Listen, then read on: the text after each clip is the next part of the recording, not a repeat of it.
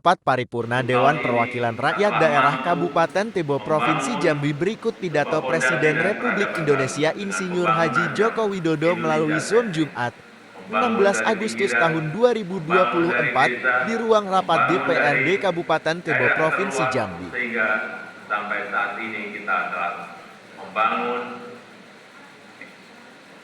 366.000 km jalan desa, 1,9 juta meter jembatan desa, 2.700 km jalan tol baru, 6.000 km jalan nasional, 50 pelabuhan dan bandara baru, serta 43 bendungan baru dan 1,1 juta hektar jaringan irigasi baru.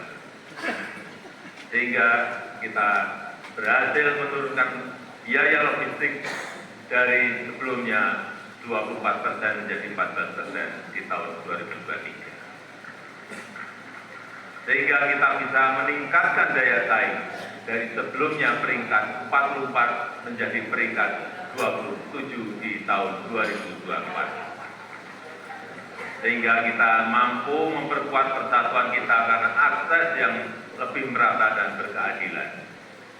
Selain itu, ketangguhan kita sebagai sebuah bangsa juga terbukti dari daya tahan kita dalam menghadapi pandemi COVID-19, dalam menghadapi perubahan iklim, dan dalam menghadapi geopolitik dunia yang semakin memanas.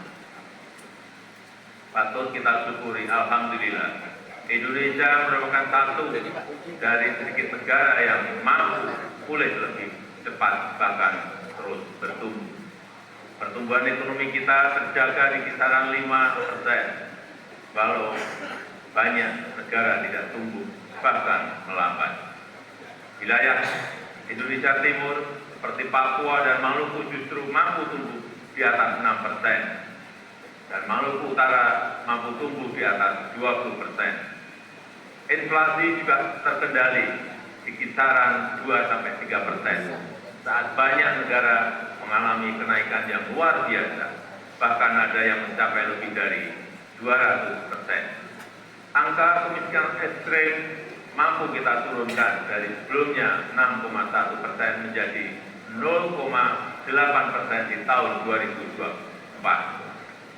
Angka stunting juga mampu kita kurangi dari sebelumnya 37% menjadi 21,5% di tahun 2023.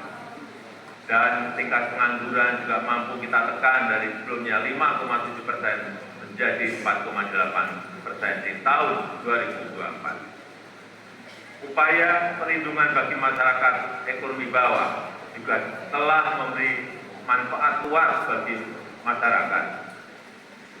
361 triliun rupiah anggaran Kartu Indonesia Sehat selama 10 tahun ini telah digunakan untuk membiayai layanan kesehatan lebih dari 92 juta peserta JKN per tahunnya, mulai dari usia dini sampai lansia yang tersebar di seluruh Indonesia. 113 triliun rupiah anggaran Kartu Indonesia Pintar selama 10 tahun ini telah digunakan untuk pendidikan lebih dari 20 juta siswa per tahun, mulai dari SD sampai SMA, SMK di seluruh tanah air Indonesia. 225 triliun rupiah anggaran program Keluarga Harapan selama 10 tahun telah dimanfaatkan untuk meningkatkan ekonomi sekitar 10 juta keluarga kurang mampu per tahunnya. Dan 60,3 triliun rupiah anggaran prakerja selama 5 tahun telah dimanfaatkan untuk menambah keahlian 18,8 juta pekerja yang tersebar di seluruh tanah air Indonesia. Ini adalah pembangunan yang kita rasakan bersama, pembangunan yang menyentuh semua lapisan masyarakat, pembangunan yang memberi dampak bagi masyarakat luas, dan pembangunan yang membuka peluang untuk tumbuh bersama-sama. Bapak Ibu, saudara-saudara bangsa dan tanah air, di sisi lain kita juga telah mengambil langkah besar untuk meningkatkan produktivitas dan nilai tambah. dengan tidak lagi mengekspor bahan mentah, tapi mengolahnya dulu di dalam negeri. Lalu banyak negara lain yang menggugat, menentang, bahkan berusaha menggagalkan. Tapi kita sebagai sebuah bangsa yang berdaulat, sebagai bangsa yang besar, kita tidak goyah, bahkan terus maju untuk melangkah. Dimulai dari nikel, boksit, dan tembaga yang akan dilanjutkan dengan timah, serta sektor potensial lainnya seperti perkebunan, pertanian, dan kelautan. Alhamdulillah, sampai saat ini telah terbangun smelter dan industri pengolahan untuk nikel, boksit, dan tembaga yang membuka lebih dari 200.000 lapangan kerja dan meningkatkan pendapatan negara lebih dari 158 triliun rupiah selama 8 tahun ini. Kita ingin kekayaan yang ada di negeri ini, anugerah Allah Subhanahu wa Ta'ala untuk negeri ini dapat dikelola sebesar-besarnya untuk kepentingan rakyat, dapat dimanfaatkan semaksimalnya untuk kesejahteraan rakyat. Oleh sebab itu, kita juga telah mengambil aset kita kembali yang selama puluhan tahun dikelola oleh pihak asing, yang selama puluhan tahun diambil manfaat besarnya oleh pihak asing, seperti Freeport, Blok Rokan, dan Newmont. Alhamdulillah, semuanya itu bisa kita ambil alih kembali.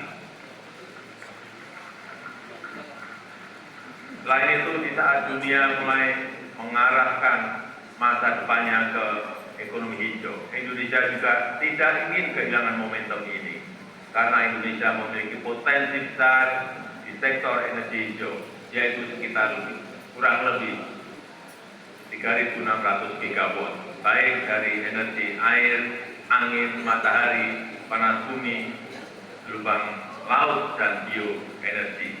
Sehingga kita terus konsisten mengambil bagian dalam langkah dunia melakukan transisi energi secara hati-hati dan bertahap, karena transisi energi yang ingin kita wujudkan adalah transisi energi yang berkeadilan, yang terjangkau dan mudah diakses bagi masyarakat.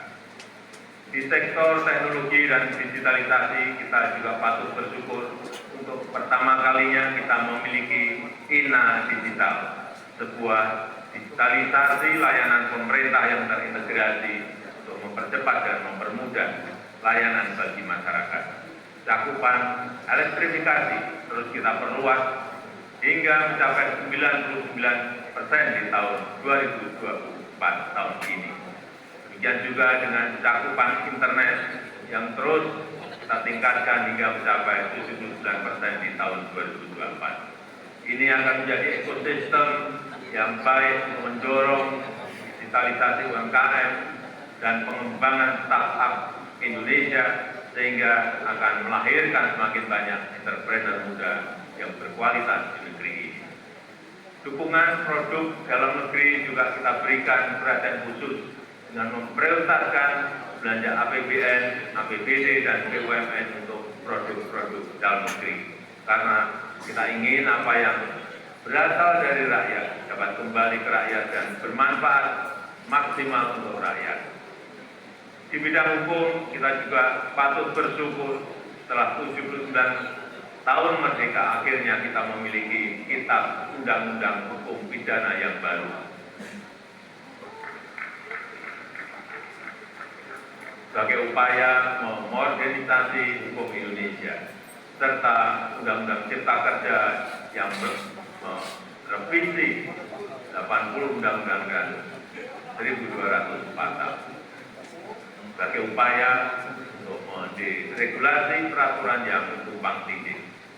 Kita juga sudah memiliki undang-undang tindak pidana kekerasan seksual untuk memberikan perlindungan yang nyata, yang kuat, terutama bagi perempuan dan anak-anak. Bapak, Ibu, dan saudara-saudara sekalian bangsa dan tanah air, ini adalah hasil kerja keras kita bersama. Ini adalah fondasi besar kita bersama. Ini adalah bukti bahwa persatuan kita, bahwa kerukunan kita, bahwa kerja keras dan kegotong royongan kita dapat membawa Indonesia melompat lebih tinggi lagi. Oleh sebab itu, saya sangat menghargai, sangat mengapresiasi dukungan dan kerjasama seluruh lembaga negara dalam menopang percepatan kemajuan Indonesia. Mulai dari MPR RI yang telah berperan aktif memperkokoh ideologi negara, memperdalam rencana penyusunan pokok-pokok haluan negara dan menjaga silaturahmi antar tokoh-tokoh bangsa.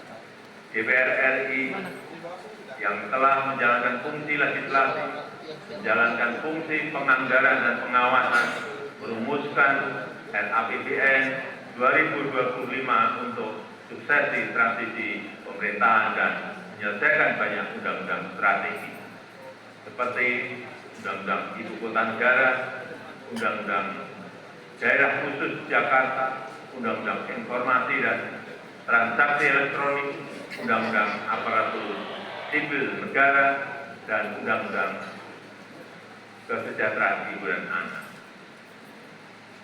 DPD RI yang terus mengawal kemandirian daerah otonom, menginisiasi perancangan legislasi, melakukan pengawasan pelaksanaan undang-undang dan perda, serta memberi perhatian khusus terkait agraria dan pangan. Begitu juga dengan BPKRI yang telah mengawasi penggunaan anggaran negara serta memperkokoh kepercayaan dan kepemimpinan Indonesia di dunia internasional melalui keaktifannya dalam organisasi dan forum-forum internasional.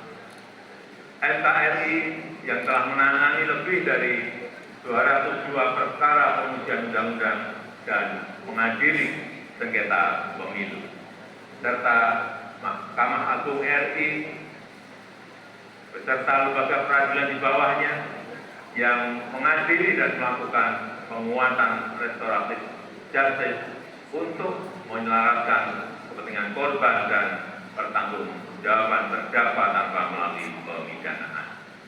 Dan Komisi Yudisial RI yang telah berperan aktif mewujudkan hakim berintegritas dan berkualitas guna meningkatkan kepercayaan dan kepuasan masyarakat terhadap institusi kehakiman di negara kita.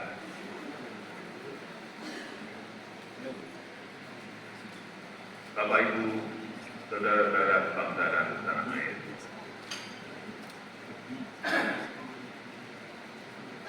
10 tahun bukanlah waktu yang cukup panjang untuk mengurai semua permasalahan bangsa. Saya sangat menyadari bahwa sebagai pribadi yang jauh dari kata sempurna, sebagai insan yang tumbuh dalam keterbatasan, dan sebagai manusia yang jauh dari kata istimewa, sangat mungkin ada yang luput dari pandangan saya. Sangat mungkin ada celah dari langkah-langkah yang saya ambil. Dan sangat mungkin banyak keapaan dalam diri saya.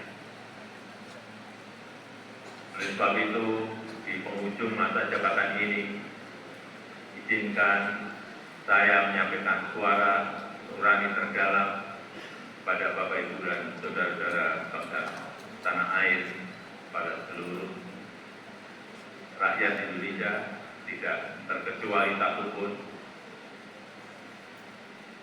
Saya dan Profesor Kiai Haji Ma'ruf Amin mohon maaf untuk setiap hati yang mungkin kecewa, untuk setiap harapan yang mungkin belum bisa terwujud, untuk setiap cita-cita yang mungkin belum bisa tergapai. Sekali lagi kami mohon maaf. Kami mohon maaf.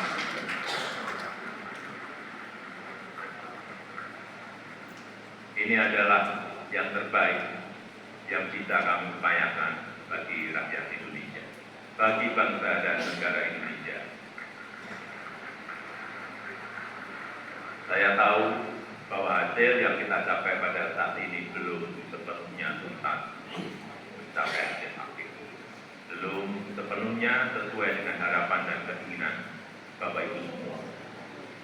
Namun, saya yakin dan percaya dengan persatuan dan kerjasama kita, dengan keberlanjutan yang terjaga, Indonesia sebagai negara yang kuat dan berdaulat akan mampu melompat dan menggapai cita-cita Indonesia Emas di tahun 2045.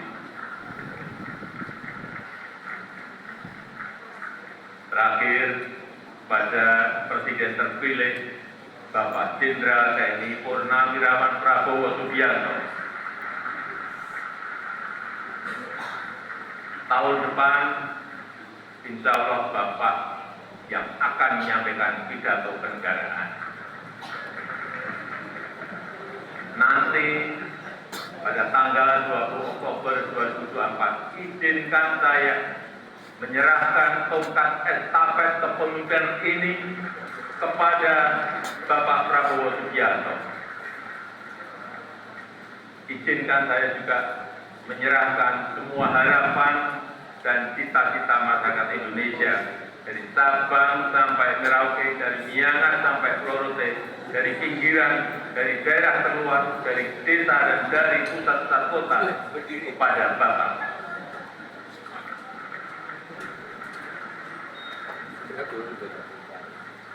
Semoga Allah SWT Tuhan yang Maha Kuasa senantiasa memberikan petunjuk dan kemudahan bagi bangsa Indonesia.